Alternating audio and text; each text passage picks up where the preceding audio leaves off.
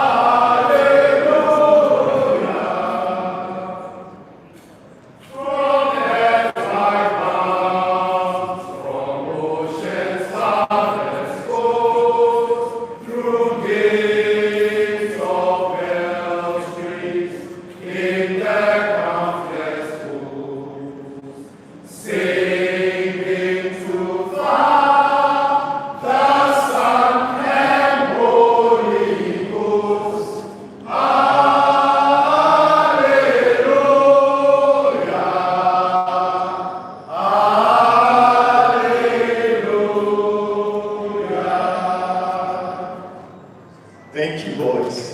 Thank you. So, in 1989, he gained admission to the prestigious Infants Film School, where he pursued general arts, studying history, government, and religious studies, subjects that reflected his growing interest in society, justice, and leadership. In 1989, Samuel traveled to the United Kingdom to study law at the University of Leicester, carrying with him the aspiration of a young man determined to make a meaningful contribution to the world.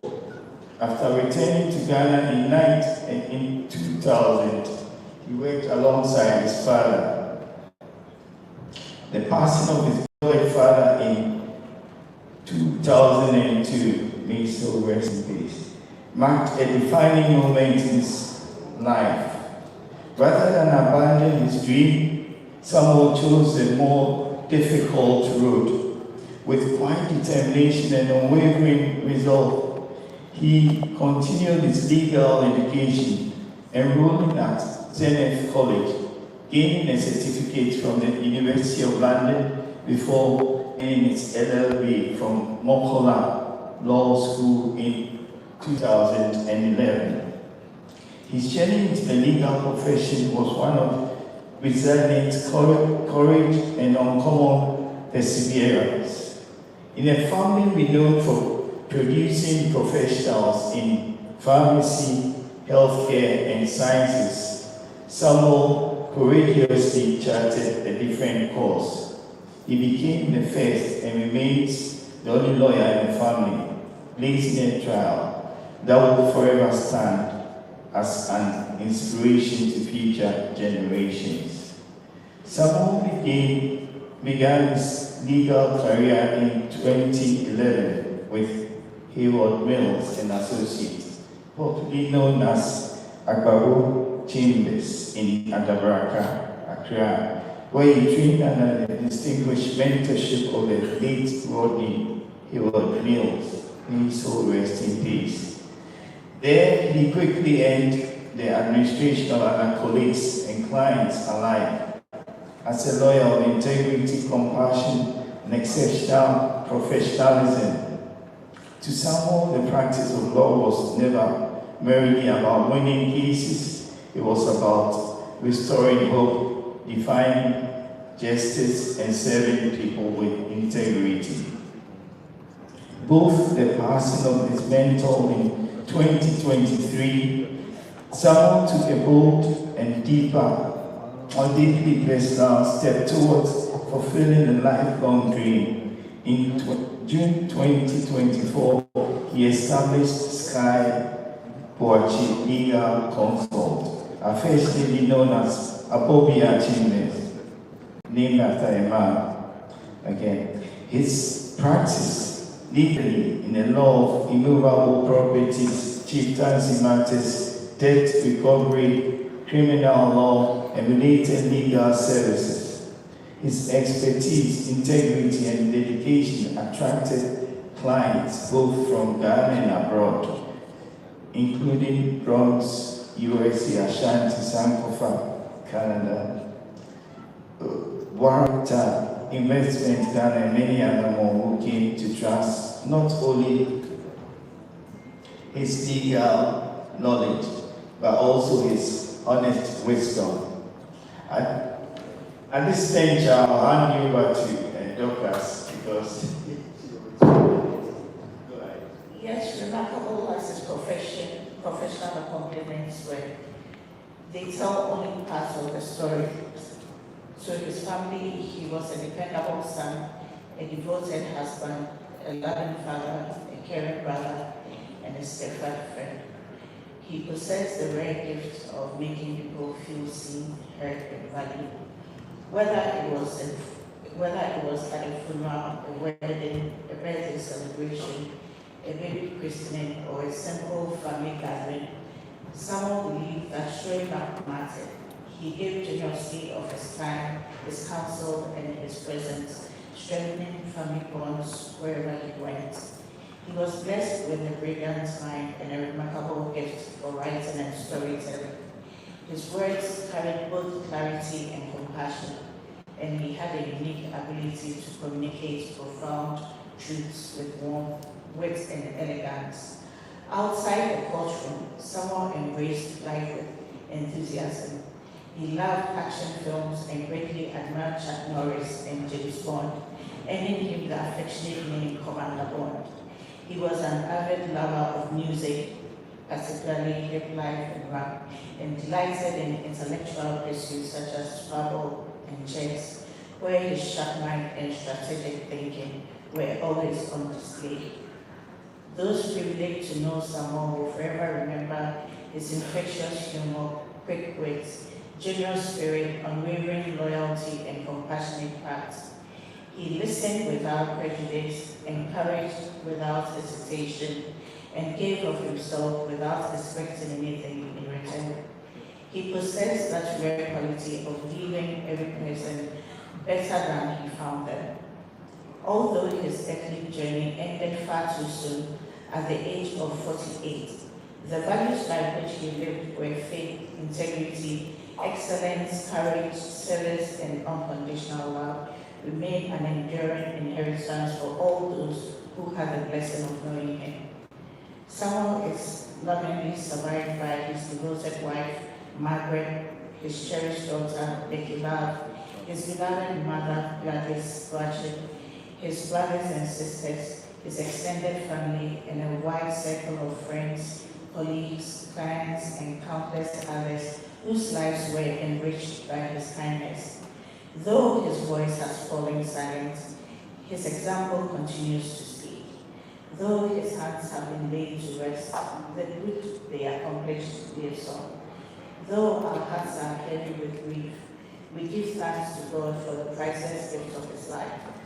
May the gentle soul of Samuel Boakye expire, rest in the perfect peace of Almighty God until that glorious morning when we shall meet again.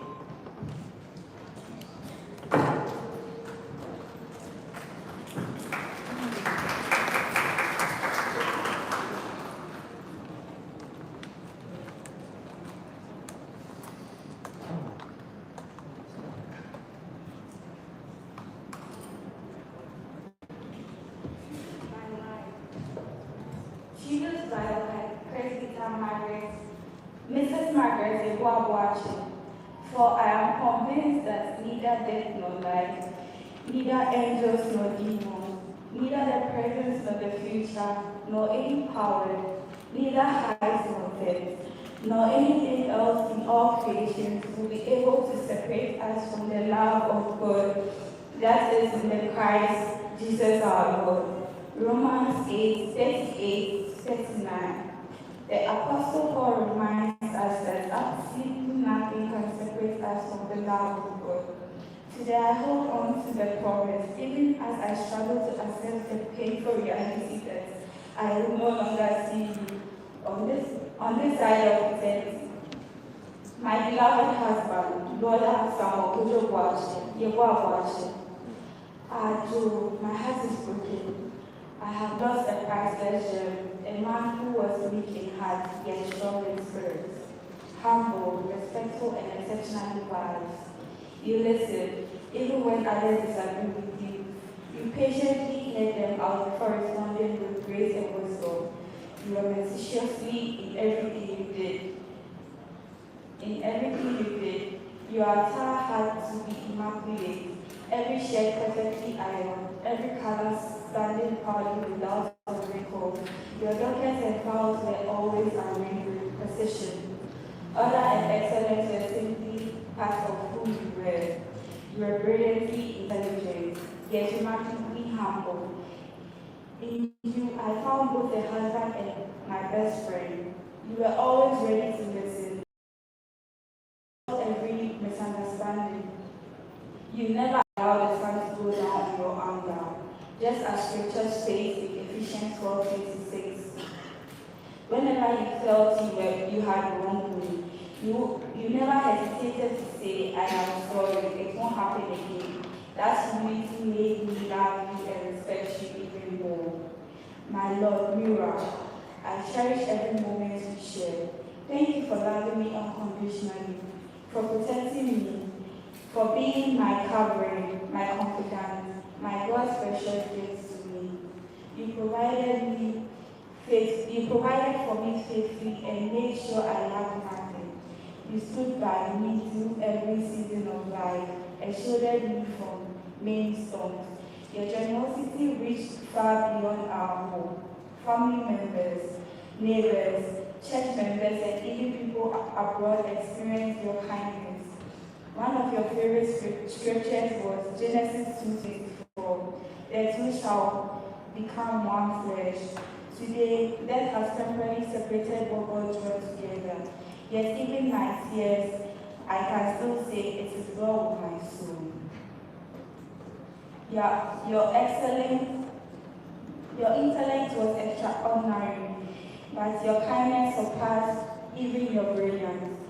You were never selfish with your knowledge. A teacher of law, you patiently mentored and encouraged many students, especially those who struggled with difficult legal concepts. Though your earthly body now rests, your wisdom and knowledge and life to touch will continue to speak for generations.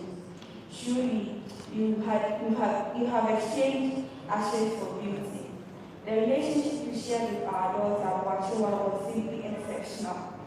It was a beautiful father and daughter bond That brought me nothing but joy. I never allowed jealousy to find a place in my heart. Instead, I celebrated the friendship we both shared. We built countless memories together. It was just the three of us, representing the 70s, the 80s, and the Generation Z. But united by one heart, one home and one language that we only understood. Dini, you were not only my husband, you were my father too. You need a father figure to me. Our beloved Daddy Joe, your nephews and nieces will never forget the excitement you filled their house whenever they heard the sound of your car horn. Immediately, they knew trees had arrived. They would run joyfully to welcome you before you sent them to come home. You supported me whenever I needed you. You complimented each other perfectly.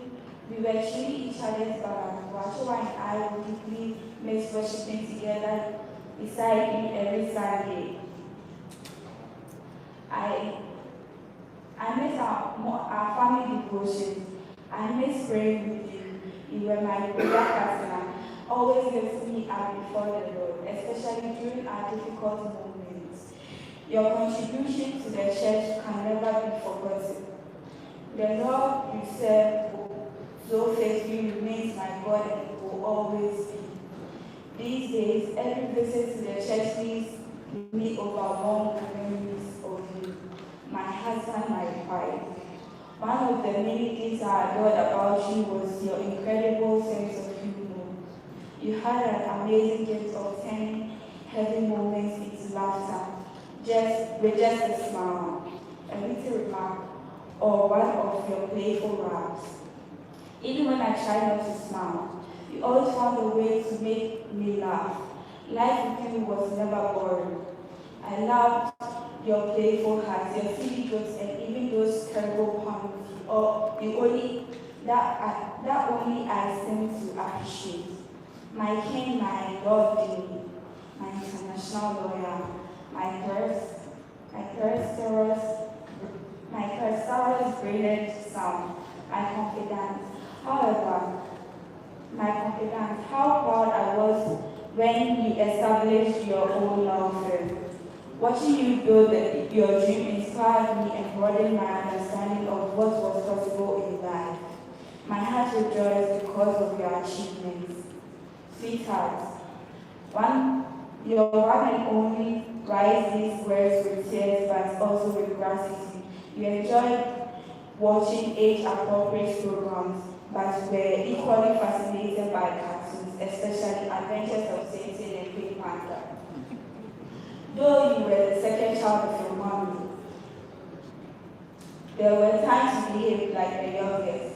I would laugh and teasingly call you mommy's boy, and you would respond with a broad, unforgettable smile, sometimes even pinching my cheek.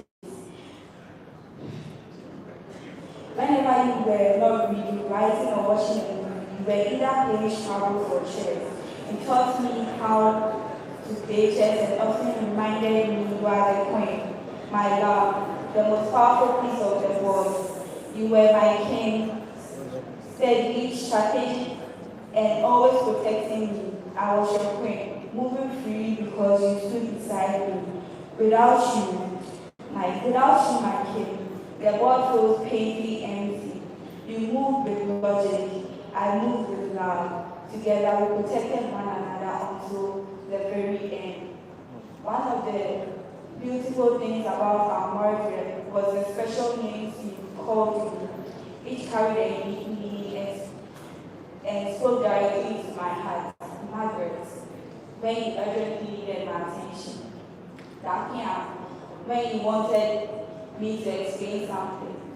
DK, whenever friends like Chachu and Ronald were around. DJ, because I was truly dear to your heart.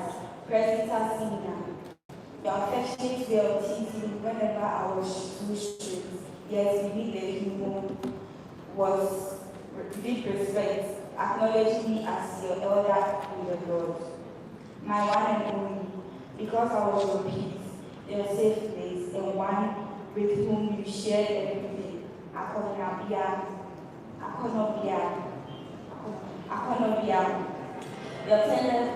Your tenderest name from our quiet moments together.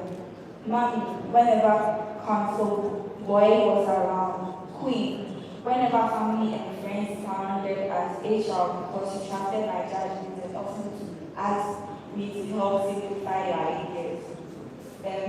Your special way of reporting back to me after every mission. And then there was sweetheart, the name you used when a difficult case was before you, when you asked for prayers before trial, when you celebrated the legal victory, when you felt unwell and simply wanted new clothes. I always cared.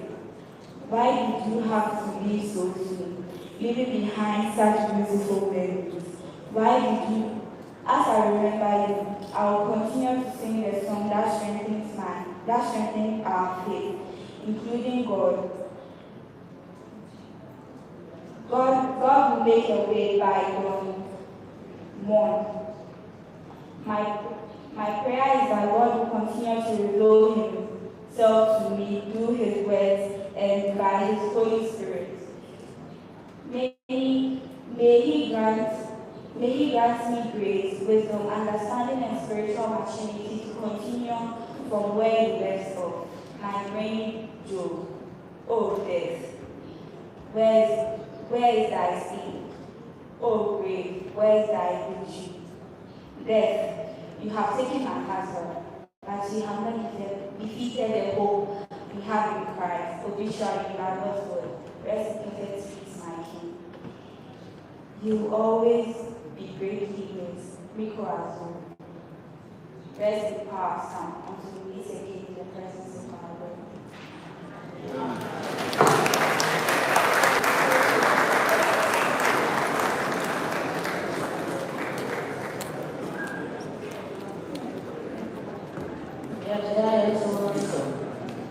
Saturday, next day, tribute by Church Efi Jolu. As a woman, and when she writes church, the water of Tiash.